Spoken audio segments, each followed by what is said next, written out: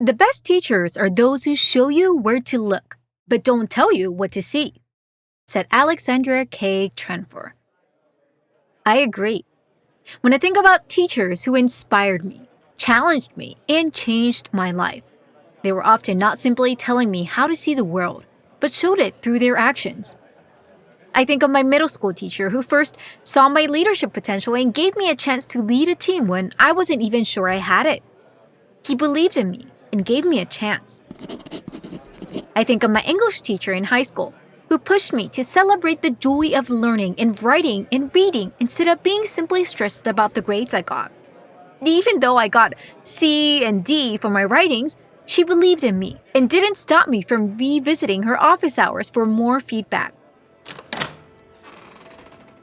Looking back, I'm even more grateful for the many teachers I had in my life who believed in me, stood up for me, and challenged me to go a layer deeper, even when I didn't see it in me sometimes.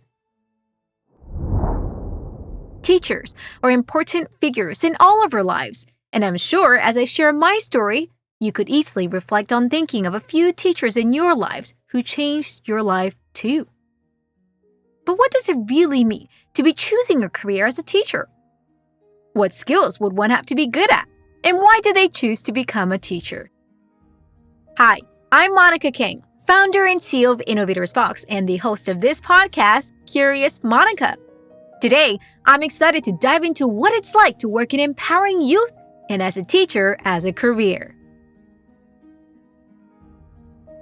A lot of the times kids dream with a noun when their goal should be in a form of verb. So I wanted to be a dentist. I wanted to go into this college. I wanted to be a teacher. All of those are in form of noun. But when you really figure out what it is that you want to do, I feel like your true inspiration starts to live. How do we make students feel? Right? They're going to remember their feeling with us. And like you mentioned, that trust, that connection is everything. And so once you have that, they will follow you to the moon and back. Having grown up in two education systems, American and Korean, a few things seem to be consistent. Education is highly appreciated and respected. Yet a lot of teachers in school are underappreciated, underpaid, and very overworked. Why are the people who play such a key role in our lives and future are overworked and underpaid? And why do teachers start their career even if the work is demanding? It's because they deeply care. They care about the students, their journey, and the future they will build. I feel like with teaching, I loved teaching, but I didn't really enjoy my life as a teacher, if that makes sense. Teaching part was fun. You're surrounded with kids, you're making impact in their life, you're empowering them. Those are all the positives about being a teacher. But there is a societal notion that teachers are teaching because they didn't get to do anything else in their life, kind of like those who don't will teach type of mentality. And especially because everybody goes through schooling in some part of their lives. Everybody has things to say about how you should be teaching. So I was always struggling with the idea of how teaching as a profession isn't as respected as it should be, because all the teachers I know invest so much into this career and they really do care about what kind of impact they're making on these little ones' lives. Meet Ellie Kim, a K-12 teacher in Seattle and the founder of the children's education content on Instagram, Our Happy Mess. Ellie loves teaching and working with young children. Even in her early career in dentistry and science, she realized she enjoyed working with kids the most and decided to pursue a career in teaching full-time. Yet, despite good intentions, as she shared in her reflection, many parents and people don't fully recognize the hard work and thought teachers put into the work of teaching, especially of youth. And Ellie understands why it feels hard. We often want to share the best for our children, and at times it feels like we want to give them all the answers, which is the very thing that may prevent them from learning other key life lessons like failure and resilience. Ellie understands that internal voice and fight as a teacher and a mother of a young child herself too. It's hard to not want to share the best for our children, but we have to give our children more space to learn on its own and empower the teachers who are creating such spaces. It's a challenge for me because it's a one thing to know in your head, but to execute it with your child while you're in the midst of your emotions is a completely different thing. But I think one thing to remember is that they're the owners of their own thoughts. So a lot of the times, because we love them so much and because we care for them and we want the best for them, we tend to give them the right answer or validate them or tell them a good job or try something else as a source of love. But I feel like there is a value in giving them opportunities to try themselves and fail. And I love this quote that I recently heard from the Ada Twist the Scientist show on Netflix. And it said, "We failed at this experiment. That means we succeeded on ruling out one of the possibilities." And that's something that I try to remember myself as a parent and also as an educator. As much as I want them to learn, giving them wait time and help them be able to figure that out themselves. Yes, it's one thing to know, it's another to take action. Which is why, when I asked Ellie about what skills we should teach our youth more to empower them early on about the dynamic challenges and the growth when experiences in life, Ellie speaks about the importance of framing. At least for me, I know when I decided to make a career change, I felt like I wasn't good enough or I failed in this goal that I pursued for such a long time. And I think that comes with the past where I was so focused on achieving things. I never really had a chance to look at what is it that I want. And another statement that comes close to my heart is that a lot of the times kids dream with a noun when their goal should be in a form of verb. So I wanted to be a dentist. I wanted to go into this college. I wanted to be a teacher. All of those are in form of noun. But when you really figure out what it is that you want to do, I feel like your true inspiration starts to live. So going with the first idea, it goes in hand with the first idea, letting your child figure out their own passion. And that only comes with trying different things, right? So giving them opportunities, letting them know that it's not going to be easy or you're going to figure it out in a one cue. Everybody goes through different phases in life, and that is completely okay. And I think one of the ways to show kids that is by being very vulnerable yourself as a parent. And that's one thing that we talk about a lot at schools too. Oftentimes teachers may look like an authority who knows all the answers, but we are still growing and we are learning. And then kind of showing that to kids is very powerful. I often tell my kids, well, you know what? Mom does know answers to that question that you're asking. So why don't we find that out together? Or Daddy might not know that, but that's okay. Or Mommy or Daddy might make a mistake or we get angry, or we're going to take a deep breath and try that again. Those modeling goes a long way. This is why during the pandemic, she decided to use her knowledge and passion in teaching into Instagram content. As schools closed down and more parents and teachers struggled to find new ways of teaching, Ellie decided to create creative content to make teaching accessible. In less than a year, over 12,000 followers engaged with her daily content on how to speak with children better or what books to read to improve one's vocabulary. I was inspired by how Ellie thought of this by translating her own pain point. Teaching is not only demanding, but also at times isolating. Unless you take the time to reach out to connect with other teachers and educators, you could easily get stuck and stifled in a routine. This is why Ellie took extra intention to connect and collaborate with other teachers and educators around the world, and joined a group of teachers to network with during the pandemic. We are coming to realize that teaching is a very isolated job. A lot of the times we turn to internet or content creators to look for other ways to teach because we're in our little own world. We get feedback from students and we have 3 or 4 times a year observation with our admins, but we would like more opportunity to kind of peek at each other's brain and learn new strategies and try new things and innovate. So I'm really excited to be a part of this organization who is aspiring to do that. And if we could build a platform collaboratively that highlights different teaching techniques the teachers are using that's been successful, that's one of our goals. Ellie is a great teacher and a content creator because she really cares about the impact her students and colleagues have.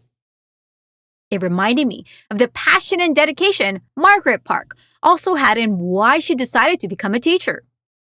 Margaret Park is an elementary school assistant principal and a teacher in Seoul, South Korea. Like Ellie, Margaret fell in love with teaching because of the impact you could have in serving the next generations. As a teacher and principal, she thinks a lot about the experience students have and realized how important it is to create safe rooms for students of all backgrounds. These nuances struck her even more as she saw the visible inequality her students in New York had from one neighborhood to another. No, I'm glad you said that, Monica, because I think as educators, I think pedagogy, teaching, it's so important. I get that. But more than that, how do we make students feel, right? They're going to remember their feeling with us. And like you mentioned, that trust, that connection is everything. And so once you have that, they will follow you to the moon and back. And I think that's something, again, I learned from my experience in New York City, and that's carried over. And I'd have to say, having a counseling background has helped. I actually think every educator, every administrator, anyone in leadership should have some kind of counseling background where you're actively listening to someone, right? And you learn how to make people feel heard and valued. That goes a long way. So, thank you for mentioning that. Margaret has been teaching K-12 for over 15 plus years, but like Ellie, she didn't anticipate being in this field earlier in her career. No, this is not where I wanted to be. So when I first started out, I actually was studying to be a lawyer, a human rights lawyer. And then I quickly realized when studying for the LSATs, it just wasn't my cup of tea. And I found a fellowship in New York City, the New York City Teaching Fellowship. And I applied for it. And fortunately, I got accepted to that fellowship, and I got to teach and also get my master's in education. And just being in that environment, in that space, I was working in the inner city in New York City. It really opened my eyes to the inequities in education, the access, just all the systemic issues that were going on. And from an early age, I was trying to make sense of what was going on. I actually didn't have the vocabulary to articulate it. So if you were to ask me at the time, like my experiences, it would be very different from now. So now that I'm doing this work, I do a lot of DEIJ, diversity, equity, inclusion, and justice work. And now I have the vocabulary to explain what was going on. But that was really the impetus for me to stay in education. I became committed to fighting for justice and to make sure that systems work for everyone. And so when I was teaching, my philosophy in the classroom was making sure that every student could thrive just as they are in the classroom. And it was my role as an educator to make sure that that happened, whatever that meant. This led to Margaret doing a Fulbright study in South Korea and teaching in Seoul Foreign School and becoming a counselor and assistant principal in Seoul, South Korea. Throughout her time, she is constantly thinking, how can I make teaching accessible for all diverse learners? Because the learning system is often inequitable and overly standardized. And these challenges were only amplified in lockdown. I asked how the decision-making process was for teaching during the pandemic. Many schools in Korea, like anywhere in the world, were forced to shut down for safety. So as a leader, what was the decision-making process like? How did you ensure your decision was equitable and inclusive for all? So I think making decisions, especially when you're in leadership, it is hard. It is a burden because you have to think about all parties. And that's when I really like to emphasize leading through an equity and justice lens, making sure decisions are inclusive, that everyone affected is thought about, because oftentimes when you're making quick decisions, you're bound to like leave someone out, in my experience. So I try to do the best I can to make sure I'm not doing that. But I think one thing has been helpful for making decision is, one, I know that I'm not going to please everybody. There's no decision that I've made with my leadership team that 100% of folks were happy. I always made someone upset. I think the important part is transparency, is explaining the process on why. I know folks really appreciate that. And if they know that you have the best interest of the collective in mind and you're doing everything you can, that's really important. But also that active listening piece. For me, when I make decisions, I always try to get as many voices on the table, always thinking about who needs to be at the table, who's not, who's at the table, and how can I amplify their voices and make them feel valued and heard. But no, there were definitely some decisions that, my leadership team and I've made through the pandemic that wasn't so popular. But, we had certain data that maybe we couldn't share it all. But again, as long as that was communicated, if you have that trust, then it's okay. I would also say being innovative, right? I know you talk about creativity a lot, but I totally agree. I love that you're doing creativity stuff because it is so important to be creative, especially in times like this. It really forced myself particularly to think out of the box. How can we do meetings better? How can we do conferences differently? How can we still make it impactful with the restrictions that we have? And for me, through this pandemic, I'm actually really thankful. There's been so many silver linings about how many connections you made and just things that you never thought you can do. It like pushes you to the limits. I'm sure you felt the same way, Monica. It's really awesome to have these restrictions because then you're forced to be creative. You're forced to go out of your comfort zone. And I think that's something you can't really hone or exercise if you're not put in these situations. Yes! We don't know what we could do differently until we try. And I appreciated Margaret's humility and reflection on how she is doing this. What about when people disagree with you? How do we bring them together? Teachers and educators are often working with multiple stakeholders. How can we work better together across different perspectives? I think with decisions personally that I've made, I always try to think about the collective. What's the best for the collective? Is it transparent? And also, if I make a mistake, like I've made some decisions in the school that's maybe has impacted certain groups, and they've actually told me that they weren't happy with it and why. One, this trust was developed, so they were able to call me in. And again, I think for me, I am intentional about creating spaces where if someone calls me in, my initial reaction is to get defensive. You don't know what it's like to be me. That's literally my initial reaction. But with the critical self-reflection that we're talking about, I always stop myself. Like, why am I thinking that way? Right? Why? Right? It's because I don't want to appear weak or I don't want to appear incompetent at my job. And that's not a good reason. So I stop myself immediately. So I've actually learned when someone gives me feedback or calls in, I always stay silent. So I don't respond. I just listen. And then I just always say like, thank you so much for sharing. I'm going to process it a little bit. I'm going to reflect and get back to you because I do not want to make any decisions out of a defensive mode. I just know that about myself. So I think that's been really important in the decision making. So when I have made decisions that some people don't agree with, we have those conversations and they can be difficult, but they're so worth it. And then I learn, right? So taking notes and letting the other party see that, oh, I'm taking notes. And then I'll go and I'll reflect and make new decisions. Thank you, Margaret, for these insights and honest reflection. This resonates with what Ellie shared earlier. It's natural as humans that we make mistakes or that we have differences with others. What's important is what we do in the face of it. Fight for a point of view or focus on listening to others' points of view to understand how we could bridge collaboration. It's a key skill, not just for educators and teachers working with multiple stakeholders, but for all of us. No matter where we work, we're all teaching, learning, and empowering one another. And it's important we learn how to listen, collaborate, and hear each other's differences.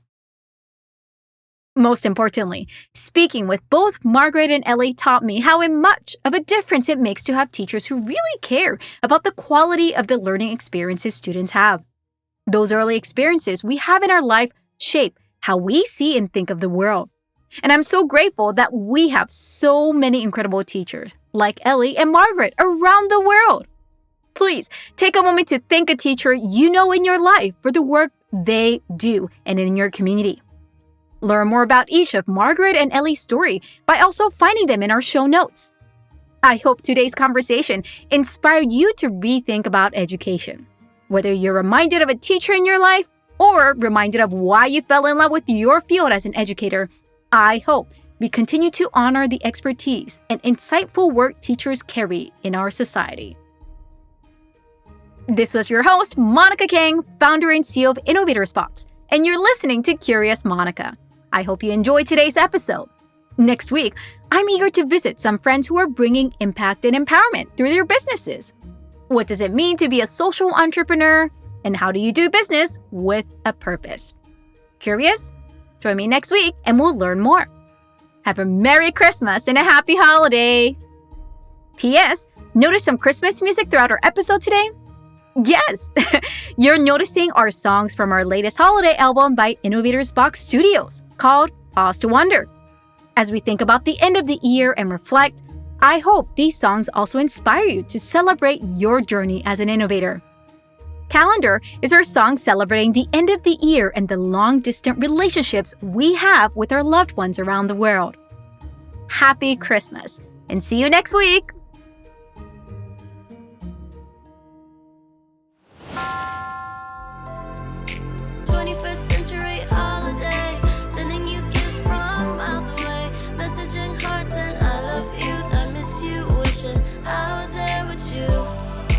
Missed you.